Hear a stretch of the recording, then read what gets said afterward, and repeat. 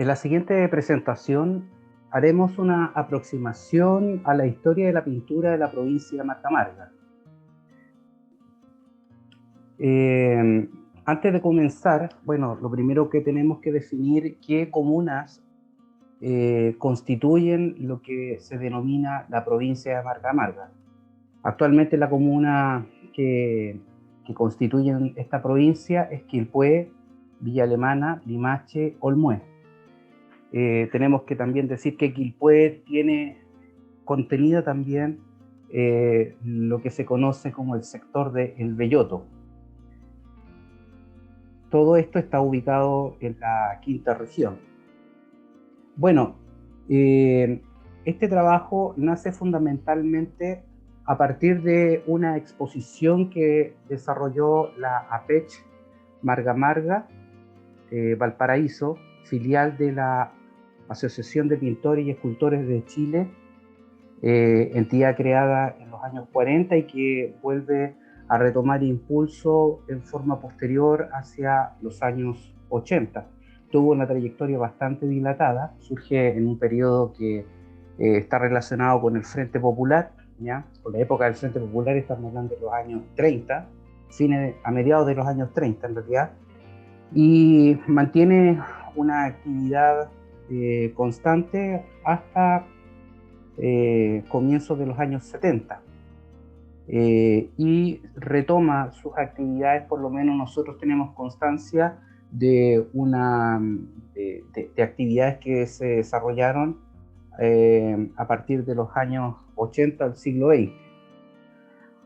Bien, la muestra Pulso Geográfico ¿ya? Se desarrolló en la ciudad de Villa Alemana en el 2018 y fue una muestra en donde se agrupó una serie de trabajos realizados por distintos artistas que viven entre estas comunas que constituyen lo que se denomina la provincia del Marga Marga.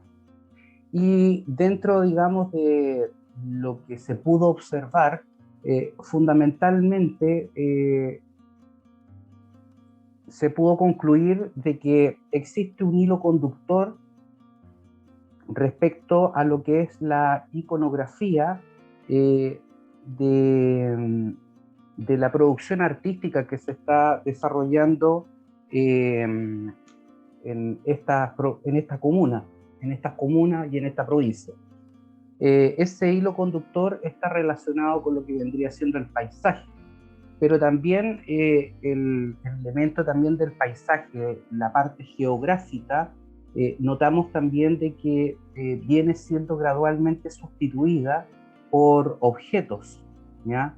Que hacen alusión precisamente a este paisaje, ya sea un paisaje natural o el entorno urbano, digamos, que se va creando o va surgiendo a partir de, yo diría que alrededor de 2 o 3 elementos fundamentales.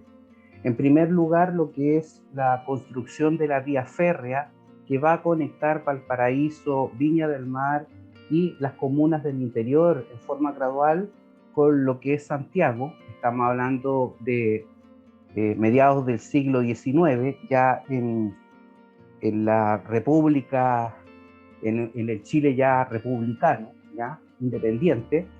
Y otro elemento también que va a estar presente es, y que va a estar asociado justamente a la creación de esta vía férrea, que tiene que ver fundamentalmente con un elemento comercial, con la ubicación en estos sectores del interior de fábricas y en algunos casos industrias, pero preferentemente fábricas. Y esto viene a reforzar otro fenómeno que viene acompañado con este desarrollo, que vendría siendo el factor demográfico, ¿ya? La instalación gradual de habitantes o una mayor cantidad de habitantes en estos espacios geográficos. Entonces, existe una relación con estos elementos que van a constituir este imaginario del interior, ¿ya? En alguna medida, y nosotros sacamos por conclusión de que un aporte que hace la plástica es precisamente contribuir a ir fortaleciendo o ir construyendo lo que vendría siendo el relato histórico o fundacional del país y a su vez también de las regiones y las comunas. Nos van dejando los artistas registros no solamente de la geografía, no solamente de los entornos urbanos, sino también gradualmente también ellos van dejando los registros también de los habitantes, de su cotidianeidad, de sus actividades. Y ese elemento, en alguna medida, pasa a ser lo que se ha denominado como o una expresión de lo que, de lo que es el paisaje cultural. Es decir, nosotros comprendemos y entendemos muchas veces estos lugares a través de lo que vendría siendo estos registros que pasan a ser como íconos, ¿ya? Que caracterizan o sintetizan esos lugares. Y a su vez también gradualmente estos registros que son a veces más apegados en lo que podríamos decir, lo que nosotros podemos observar, la mímesis, o la copia fiel de la realidad, por decirlo así, en términos visuales, gradualmente también va sufriendo modificaciones, se va abstrayendo o en un momento determinado se va sustituyendo esta representación del paisaje, de la geografía, por objetos. Y justamente ahí estaríamos hablando de lo que se denomina un paisaje simbólico. Entonces, aquí tenemos una muestra, digamos, de algunos trabajos que estuvieron presentes en esta muestra. Tenemos, por ejemplo, en una primera imagen, vemos objetos hechos por un arquitecto sobre un bastidor que no presenta telas, pero él arma una composición con objetos de desecho y que hacen alusión a la ciudad de Quilpué, el entorno urbano y a distintos espacios, patentes y cosas así. En otros casos se rescata lo que vendría siendo las construcciones aledañas o que están relacionadas con lo que es la vía férrea. En otros casos las fábricas. En casos también, por ejemplo, vemos un paisaje con las palmas y también con lo que es el cerro La Campana. En otro vemos lo que es el entorno urbano, un sector popular como vendría siendo un mercado, donde van circulando los habitantes. Hay otros que son mucho más abstractos, ¿ya? Y que hacen alusión prácticamente a una visión de lo que es como un plano. En otros casos, el sujeto y ciertas simbologías también, en este caso plásticas, hacen alusión principalmente al habitante, al paisaje y a los modos de vida, ¿ya? Entonces, en el fondo, lo que nosotros vamos constatando es que hay esta relación, digamos, con lo que podríamos decir, o esta relación que hay con el paisaje natural, el entorno urbano, los habitantes, los objetos y estos van en alguna medida construyendo este imaginario de las comunas del interior y que en alguna medida tienen relación fundamentalmente por el contacto que van teniendo los artistas precisamente con este entorno y van, digamos, rescatando ciertos elementos que contribuyen, digamos, al ir asociándolos, digamos, a través de una expresión plástica, lo que vendría siendo este imaginario, que va desde lo que podríamos comprender como el paisaje geográfico, el paisaje cultural y lo que ya es el paisaje simbólico. Entonces, nosotros lo que vamos a abordar es cómo nosotros podemos hacer una lectura y paralelamente, a partir de esto, y paralelamente cómo vamos a ir esbozando algo que todavía no está escrito, que es la historia de la plástica en las provincias del interior, ¿ya? Entonces partimos con el primer contacto que nosotros o las comunas del interior tienen con un artista, que es precisamente con los artistas viajeros. Y en una época en que Chile ya estaba en lo que se podría decir una república independiente, había pasado un proceso, un periodo de ensayos constitucionales, estamos en una época en que los conservadores, digamos, le habían dado forma a la república y estaba en plena vigencia, digamos, esa visión, digamos, de republicana, digamos, del país. Entonces, en esa época, llegan atraídos por un espíritu romántico impulsado por Humboldt, una serie de artistas plásticos que nos van dejando registros precisamente a partir de sus pinturas, sus dibujos, de lo que es esta naciente república. Y estos elementos, digamos, estos imaginarios, van contribuyendo precisamente a falta, digamos, de existir registros fotográficos, se constituyen en un material visual con el cual nosotros sintetizamos y comprendemos en alguna medida lo que es ese periodo.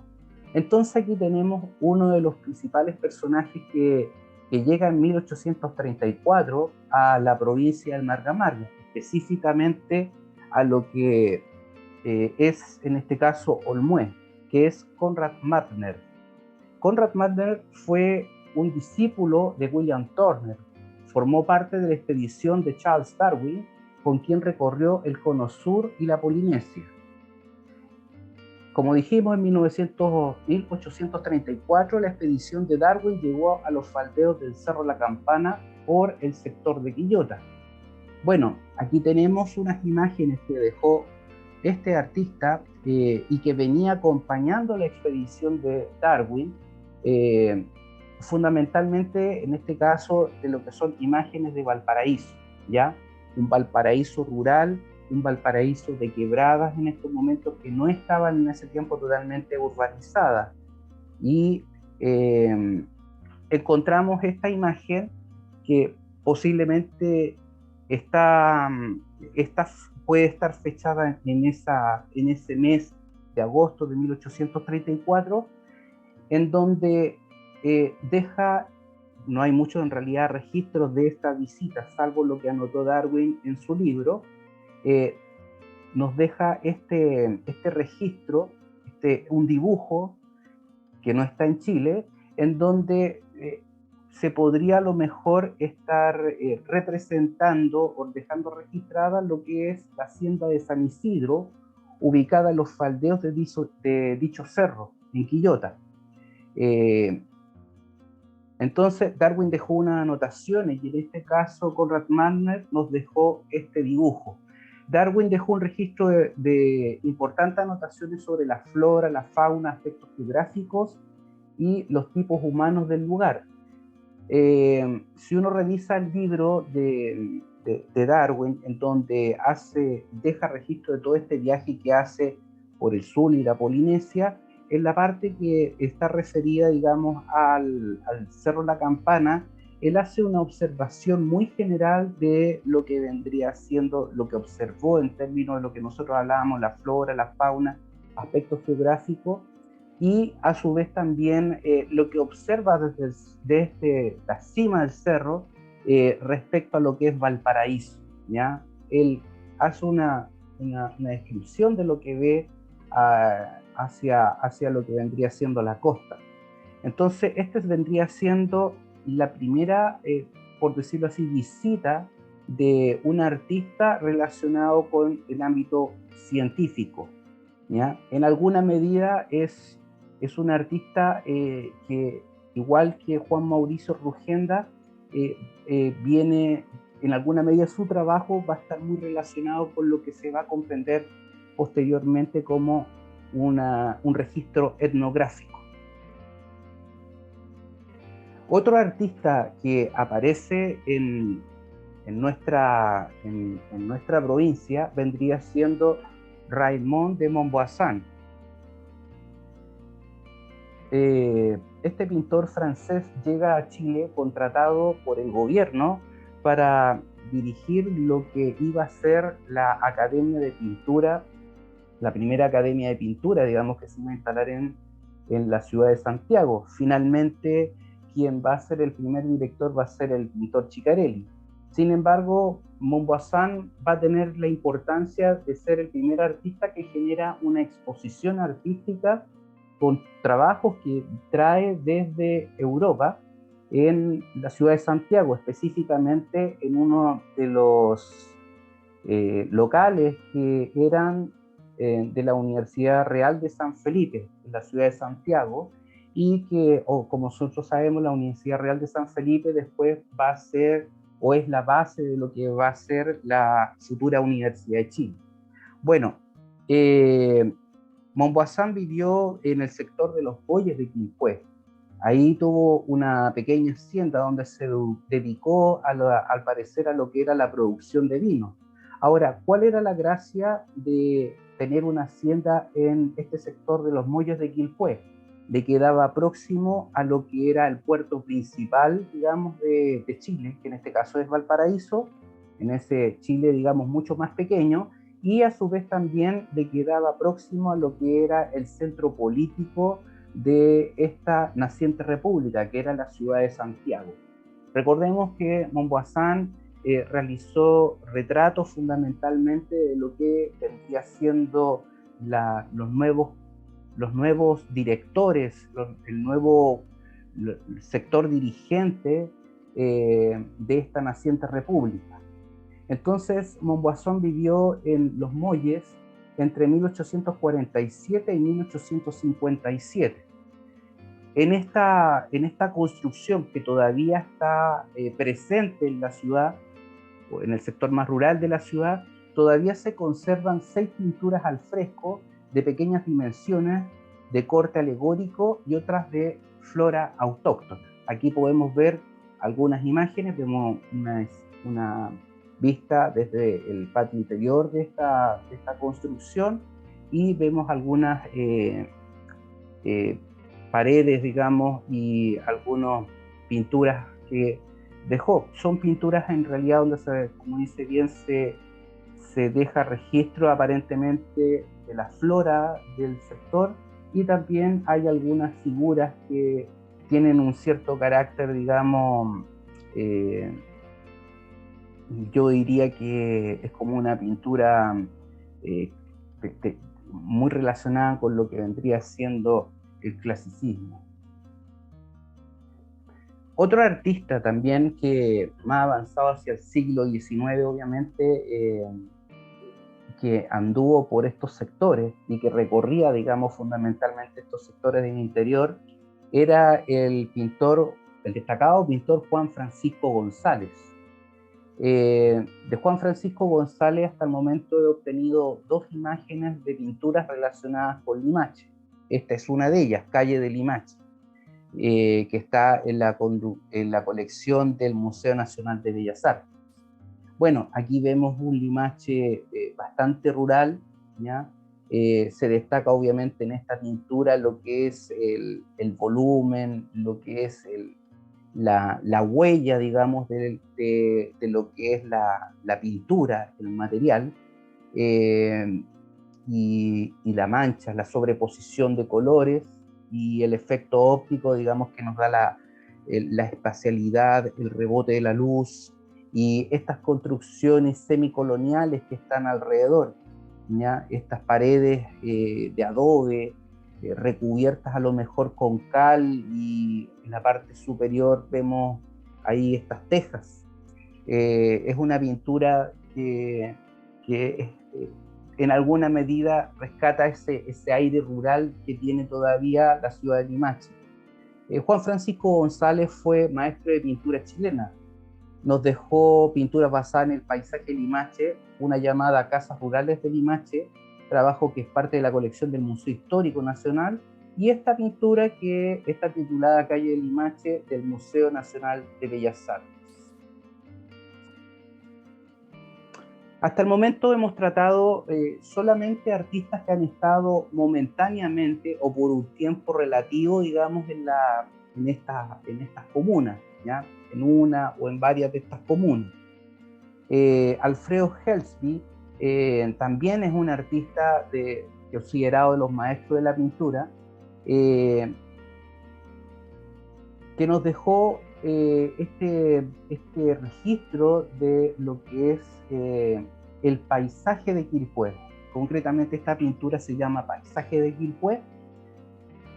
No sabemos muy bien si esto está próximo al centro, pero hay mucha similitud próximo al entorno que está frente a la estación de Quilpué, la estación Metrotren actualmente como se llama, y que próximo a lo que es el camino hacia el zoológico, ¿ya? Nuevamente es muy parecido en ese sentido a lo que nos dejó también Juan Francisco González. Vemos estas paredes aparentemente de adobe o de ladrillo, algunas parecieran ser que están cubiertas con barro, digamos, o a lo mejor una cal o pintadas a la cal, piso o camino de tierra, ¿ya?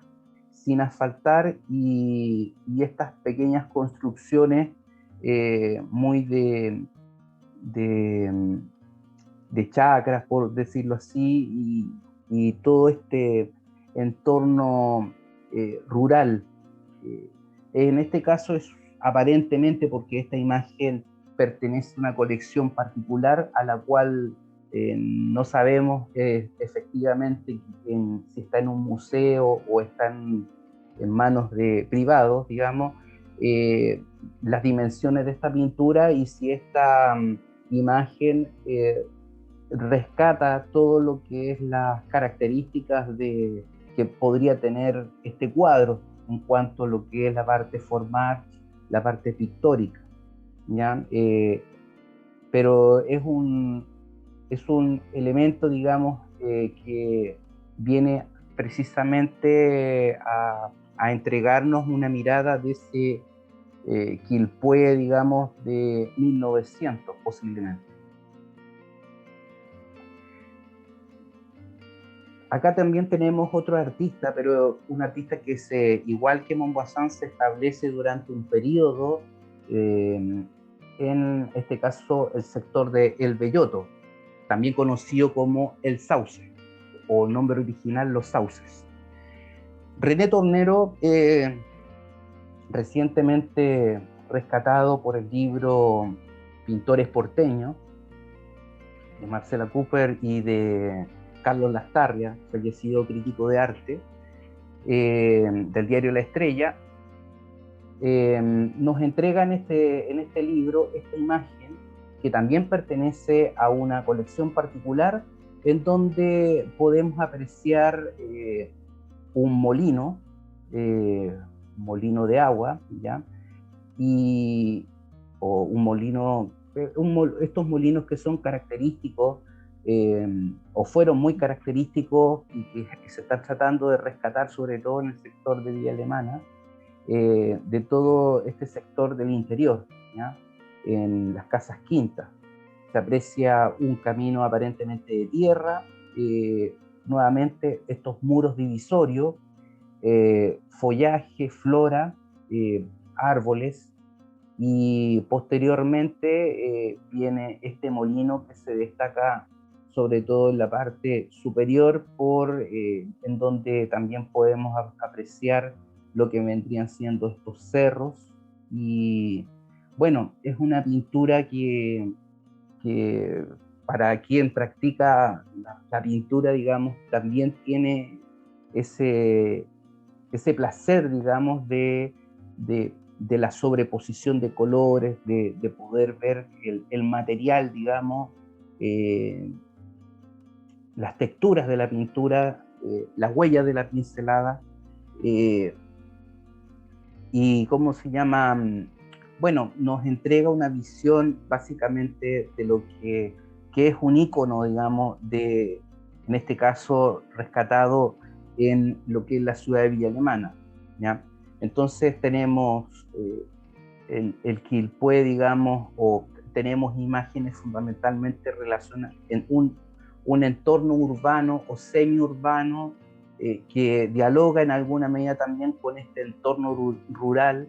Tenemos edificaciones que nos hablan de chozas, digamos, o construcciones más elaboradas que nos hablan de una ciudad o un pueblo, digamos, que está en gestación, y a su vez también la incorporación de elementos mucho más avanzados desde el punto de vista tecnológico. Como dije, René Tornero era un destacado pintor originario de Valparaíso, miembro del grupo de pintores de Valparaíso. Vivió por varios años en el Belloto hasta su traslado en Rancagua. Y esta pintura, que pertenece a una colección particular, se denomina o se llama Molinos de Viento en el Belloto.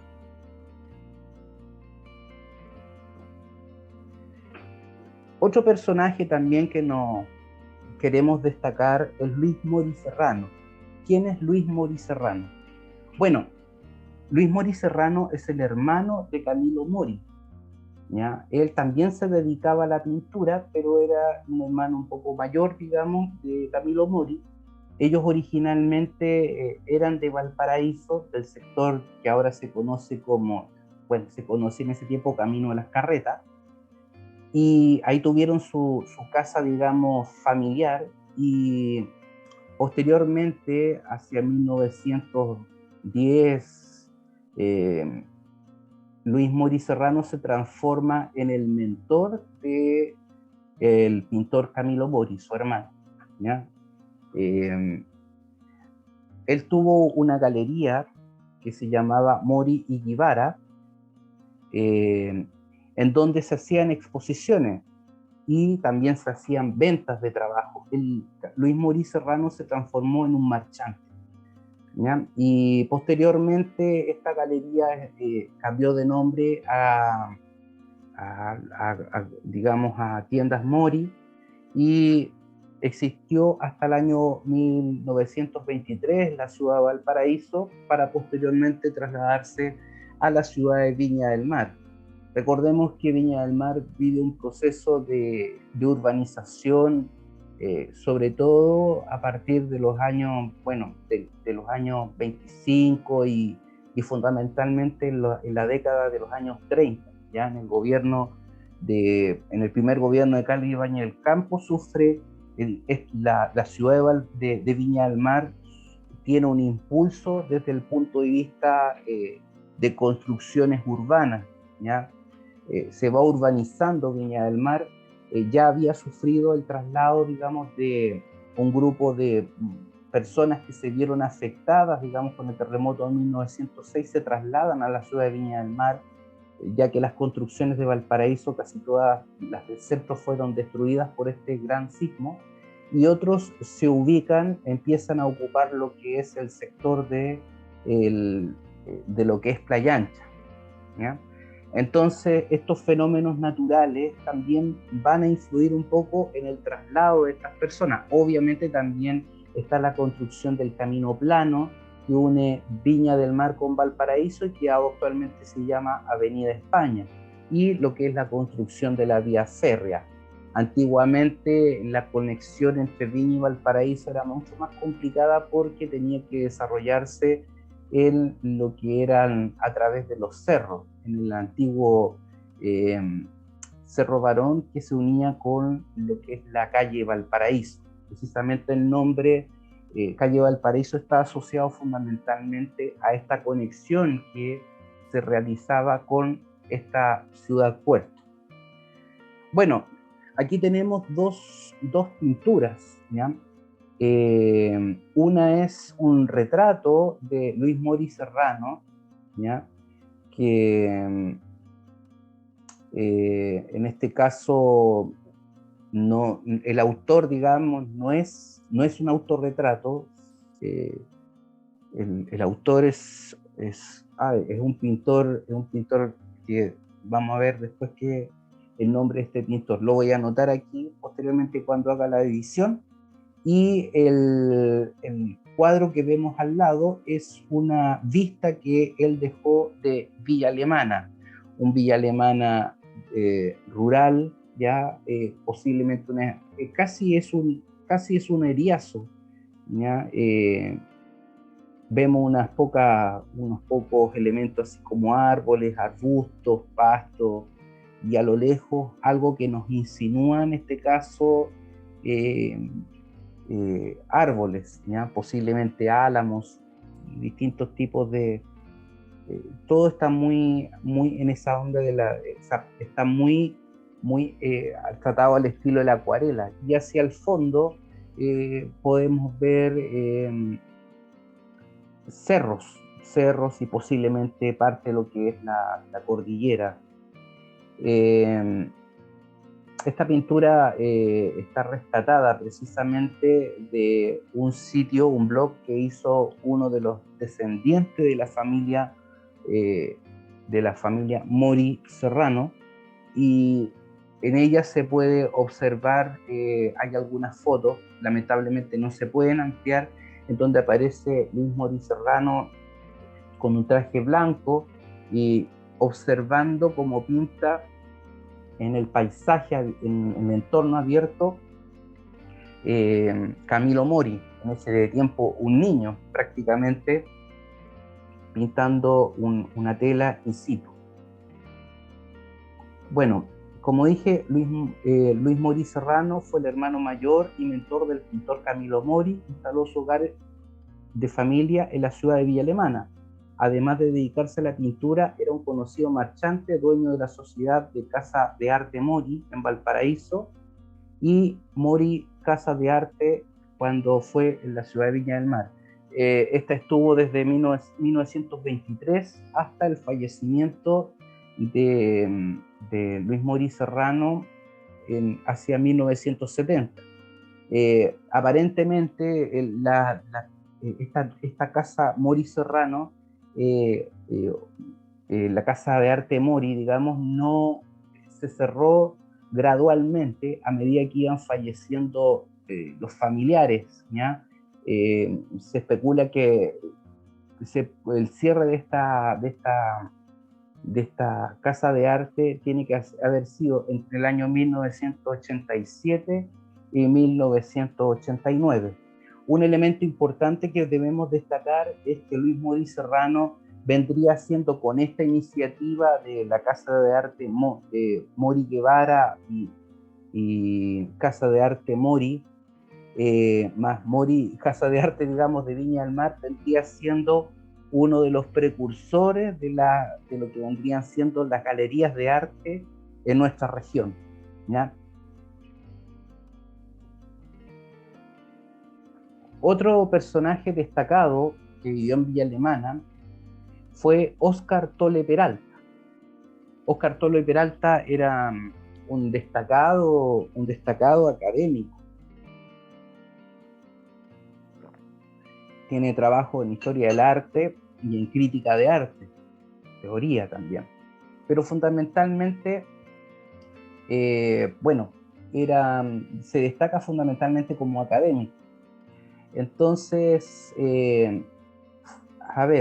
para las personas que quieren saber mayor antecedente, Óscar Tolle Peralta también, se dedica a lo que era la pintura. Este es uno de los cuadros que tuvimos oportunidad de ver recientemente en una exposición que se realizó en la ciudad de Viña del Mar, en la Sala Viña, en donde habían alrededor de 3 o 4 cuadros de este personaje. Y bueno, desde el punto de vista académico podemos destacar a Tolle Peralta por ser el gestor del Departamento de Arte del Instituto de Arte y la Pinacoteca de la Universidad de Concepción. ¿Ya? Esta pinacoteca, recordemos que tiene una gran colección de pinturas de la generación del 13, de 1913. ¿Ya? La heroica capitanía de pintores, como le puso en un momento determinado Pablo Neruda. Vivió Tolle Peralta en la ciudad de Villa Alemana desde 1981. ¿Ya? Por lo que hemos sabido, tenía una vida bastante retirada, ¿ya? Y se dedicaba a pintar fundamentalmente, y y bueno, no desarrollaba una gran vida social. Falleció en el año 2002 y la pintura que nosotros estamos observando se llama La Ventana, fechada en el año 1965. Acá tenemos un artista que también es bastante particular, ¿ya? Pero antes de eso, bueno, lo que hasta el momento nosotros hemos visto ha sido fundamentalmente lo que es el elemento del paisaje, ¿ya? Hemos visto el paisaje urbano o semiurbano, estos elementos también que están relacionados gradualmente con lo que es la modernidad o el progreso material, digamos, de la ciudad. Una ciudad que está en gestación, ¿ya? En forma embrionaria, y en este caso nosotros vemos objetos, un collage, ¿ya? Juan Luis Martínez, estos trabajos podríamos decir que trabaja con el arte objetual o con la poética de los objetos, ¿ya? Hace una asociación con objetos, con recortes, hace unos collages, ¿ya? Y con esto se va generando, curiosamente, una lectura de carácter poético. Juan Luis Martínez era un poeta muy destacado, cuyos libros más conocidos son La poesía chilena y La nueva novela. Hay un documental realizado por una de sus hijas en donde se puede averiguar más de su trabajo. Él vivió en la ciudad de Villa Alemana hasta su prematuro fallecimiento en 1993. Como vemos, el artista, ya estamos hablando de lo que podríamos decir era un artista visual, ¿ya? Porque no solamente podía trabajar en las técnicas tradicionales de lo que nosotros conocemos como las artes plásticas, la escultura, la pintura, el dibujo, el grabado también podríamos tomarlo también como técnica gráfica, sino también en este otro caso utiliza elementos que no necesariamente están hechos de manera artesanal, pero él los va asociando, creando una composición, una suerte de collage, con la cual se va armando una obra, digamos, que tiene una lectura que no necesariamente está relacionada con lo que es la representación directa del paisaje o lo que es la representación directa de una anécdota o de costumbres, sino que los objetos en alguna medida nosotros los vamos a asociar a un cierto relato, ¿ya?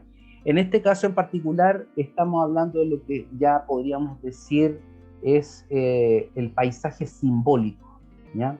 No hay una alusión directa a la geografía, a las costumbres, a los personajes, pero sí hay una alusión a partir no a través de la representación, sino a través de la asociación de imágenes y objetos.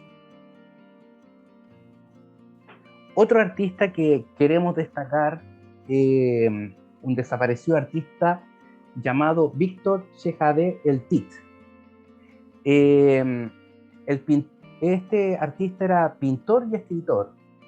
Vivió un tiempo en Europa. Su formación la realizó su primera formación, digamos, como pintor la desarrolló en la Escuela de Bellas Artes de Viña del Mar. Tras vivir un tiempo en Europa, retornó a la ciudad de Limache, donde falleció en forma sorpresiva a mediados de la primera década de este siglo. Fue autor del libro Destino Tijuana, una historia fiera de amor en tiempos malditos. En el fondo es un libro relacionado con los viajes que él realizó. Este trabajo fue publicado entre los años 1972 y una nueva versión del 2004. Otra publicación de este desaparecido pintor son Dos amigos, fechado en el año 2001. Estas son publicaciones que este artista desarrolló en forma independiente. Yo recuerdo que uno de los libros más digamos, que es muy relacionado con la generación beat y Busco mi destino, esta cosa de viajar, el libro más comentado en esa época, fines de los años 90, fue Destino Tijuana. Bueno, aquí tenemos una serie de cuadros que, que nos dejó de una de las muestras que realizó en la Sala Viña. Bueno, son elementos figurativos en donde, a pesar de que estos fondos pareciesen ser casi geométricos, ¿ya? Trabaja mucho con lo que es una pintura muy, muy trabajada, ya uno no ve texturas, no ve el material en bruto, sino que en este caso es una pintura muy trabajada, muy relamida, trabaja mucho con los efectos de luz y de sombra, y también con esta suerte también de atmósfera surrealista. Aquí también no hay una alusión directa a lo que es el paisaje, tiene otras obras también que son en ese sentido mucho más, mucho más obvias, digamos, de poder relacionarlas con el paisaje. En este otro caso son elementos, trozos de cuerpo, alimentos, esta suerte de tuberías que en el fondo reflejan aparentemente lo que son las venas, lo que son los vasos sanguíneos. En el fondo es un cuerpo un cuerpo, digamos, que no sabemos si está en construcción o ¿cómo se llama? Es una vista interna, digamos, de este cuerpo. Finalmente, otro artista que para nuestro juicio también refleja precisamente esta suerte ya yo diría que está entre lo que vendría siendo el paisaje cultural y el paisaje simbólico, vendría siendo Giancarlo Bertini, ¿ya? Giancarlo Bertini es un destacado pintor, digamos, que formado en la Escuela de Bellas Artes de Viña del Mar, y que adquirió bastante renombre a fines de la década de los años 90 del siglo XX, participando básicamente en lo que vendría siendo en concursos, y a partir de ello él fue amasando, digamos, un buen currículum, precisamente por la calidad del trabajo que él desarrollaba en aquella época, ¿ya? El trabajo que le es más característico. Bertini nos entrega, aborda el paisaje de una manera bastante interesante. En primer lugar, nosotros en apariencia vemos una pintura de carácter abstracta, informalista, compuesta por manchas, por texturas, por la sobreposición de colores, por la huella a veces mucho más directa de lo que vendría siendo la pincelada o la intervención directa, utilizando como instrumento los pomos donde viene la pintura. Sin embargo, es un paisaje indeterminado, ¿ya? Es un paisaje indeterminado, y eso se ve reforzado precisamente por esta suerte de ícono o firma que él realiza figurativa, que es una vaquita, ¿ya? Que está pintada, es una vista aérea, ¿ya? Pintada desde arriba. Es un signo gráfico en el fondo, ¿ya? Y con este simple signo que él coloca, esta pintura adquiere que es informalista, o que es abstracta, o que es inmaterial, por decirlo así, donde no se representa nada que sea reconocible, salvo líneas, texturas, manchas, adquiere un carácter figurativo. Es un paisaje, como dije, indeterminado, una vista aérea de un paisaje. Y así tenemos, digamos, que el trabajo, digamos, de Giancarlo Bertini, podríamos clasificarlo dentro de lo que vendría siendo una transición en lo que vendría siendo el paisaje cultural y el paisaje simbólico, ¿ya? Paisaje cultural entendido, digamos, como esta suerte de eh, eh, podríamos decir, sí, en el buen sentido, una caricatura del paisaje, ¿ya? Porque en el fondo hay una síntesis, hay un imaginario, digamos, iconográfico del paisaje, supongamos campestre, ¿ya? Con árboles, con plantas, con lo que es lo que es el suelo de barro, las rocas, ¿ya? Que podría ser muy característico de lo que es el entorno del interior, pero por otro lado, ¿cómo se llama? Él lo que hace es sintetizar esto, lo sintetiza, eh, lo abstrae, ¿ya? Lo va sintetizando y precisamente al agregar este elemento, digamos, figurativo, adquiere que lo vuelve un paisaje indeterminado, que podría ser perfectamente otro lugar, ¿ya? Entonces, en ese sentido, no hay una representación o una copia fiel de lo que es el paisaje, a diferencia de otros anteriores que nosotros hemos visto en donde hay una representación y elementos, digamos, que se van transformando en parte de lo que es actualmente el paisaje cultural, lo icónico o no sé, pues de Quilpué, lo icónico o característico visual, digamos, de lo que es Villa Alemana o Limache, las casas rurales de Limache o semicoloniales de Limache, este aire, esta suerte de semi-urbano y campestre, semi-campestre. En el caso de Quilpué, todo ese entorno que está próximo a la línea del tren. En el caso de Villa Alemana, a lo mejor lo que también esta suerte de semi-ruralidad y también a veces lo agreste, porque generalmente se tiende a pensar que esto eran valles, digamos, valles muy verdes, pero en realidad eran más bien agrestes. En fin, todos estos trabajos en alguna medida vienen a constituir o vienen a abordar precisamente estos elementos que nosotros hemos nombrado. Lo que es esta relación entre lo que es el artista o los artistas del interior con lo que vendría siendo el entorno o el paisaje que los rodea.